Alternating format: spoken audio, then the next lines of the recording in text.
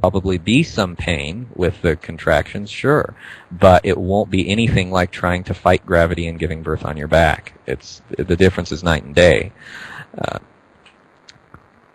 Some other things are, and any midwife who's properly trained will tell you the same things as well. But leave the cord intact for a while after the baby's out, at least 10 or 15 minutes. That's the bare minimum. Some people leave it on for hours, and allow it to stop pulsing before they cut it. That's very important because that gives the baby that last little bit of nutrients from the mother's blood and that last little bit of removing waste before its body really has to kick in. So that gives it a few minutes to sort of orient itself to the world and get comfortable and start life at a nice soothing pace. You don't need to slap the baby when you leave the cord on for a little while after it's out. It will just start breathing on its own after a few minutes, and as long as that cord is still attached to at both ends, then the baby actually doesn't need to breathe yet because it's getting all of its oxygen from the mother's blood. So leave that cord attached until it stops pulsing and starts shriveling up. Then you can cut it. And by then the baby will have started to breathe naturally on his own in almost every case. If he doesn't, I guess you can just give him a little slap, but I've never heard of that being necessary. The baby just starts breathing on his own when you give him a few minutes to do that. And gosh, there are so many other things to talk about, but always remember this one rule, and this one rule sums up everything that I have ever suggested when it comes to pregnancy, childbirth, raising a healthy child, and that is get back closer to nature. And the closer to nature you are, and by nature I mean the way that we were designed to live and operate and be. So the closer you are to nature, the closer you are to our natural lifestyle, then the healthier you're going to be. The further you get away from it, the more problems you're going to have. So the more unnecessary medical interventions you have when you're not having a life-threatening emergency, that's going to cause more problems. If you stay away from unnecessary interventions and save them for the time when you really are having a legitimate emergency, then you'll be much healthier. What about food? Eat food in its natural state, real, living, live food. Not junk, not processed garbage. Stay away from all synthetic chemicals. That's a universal law there. Synthetic chemicals are going to harm your health. Whether you're breathing in their exhaust or injecting them intravenously, they are all harmful. And unnecessary intervention, like cosmetic surgeries, like modern medical circumcision, hint, hint, are very traumatic and harmful.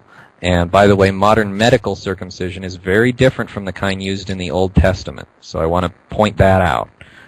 We're not even talking really about the same procedure today as they were a couple thousand years ago. So I want to let that be known. But, just remember, what would we do without technology? Just ask yourself, if you have a hard time deciding what's best or what's healthiest, I should say, in a situation, just say, what would we do without modern technology and how would we handle this? And usually that will be the best thing to do, unless, again, you have a legitimate life-threatening emergency that really needs intervention. But for 98% of the time, you don't need intervention. You just need to live a natural lifestyle that will support you. So that will cover pretty much everything. So do I know anything about crystal children? I'm not really familiar with the term crystal children. I've done a little bit of reading on the concept of indigo children, who, so they say, are coming to the world prepared for a different kind of life and a different kind of purpose than people of past generations. And it's really a pretty fascinating subject, reading actually from all angles on it. And I'm not really familiar with the term crystal children, but if that's anything like indigo children, then I guess I know a little bit. But yeah, I think the more we can read and learn, and the better.